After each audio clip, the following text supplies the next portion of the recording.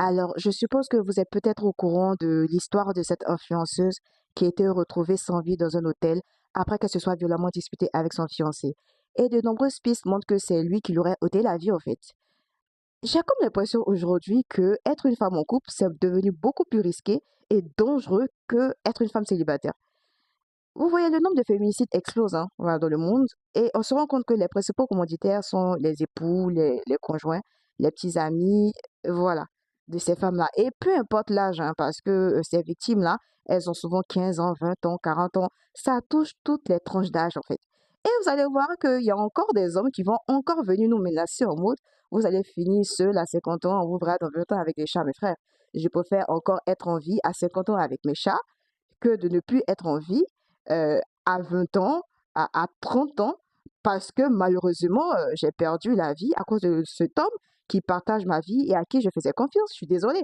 Ce disque est rayé. Vous ne pouvez plus nous effrayer avec ça et je trouve que vous devriez même avoir honte de nous dire ça.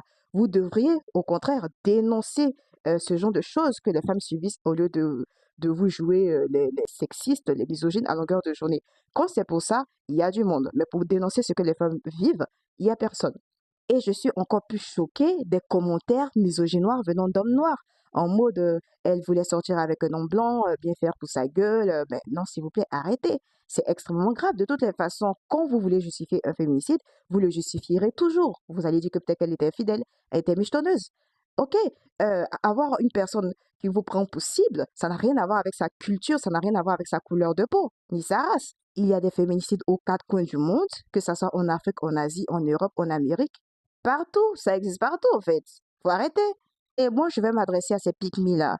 Vous voyez, pendant que vous êtes en train de défendre les clichés misogynes, sexistes, extrêmement cruels envers les femmes que vous-même vous subissez, pendant ce temps, ces psychopathes-là, voilà, bien sûr, je parle pas de tous les hommes, heureusement, je parle de ces personnes-là, ces monstres-là, passent derrière et nous exterminent. Et croyez-moi que si ça doit arriver, ça va vous arriver à vous aussi. Hein. Je ne vous souhaite pas, mais ça va vous arriver à vous. Ça ne va pas vous trier, au fait. Vous n'allez pas être mise de côté. Donc, réfléchissez bien et faites les bons choix.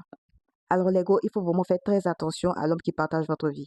Il faut faire vos enquêtes. Il faut faire vos enquêtes auprès de sa famille, auprès de son ex, voir comment il traite les animaux, les enfants, les personnes qui sont autour de lui.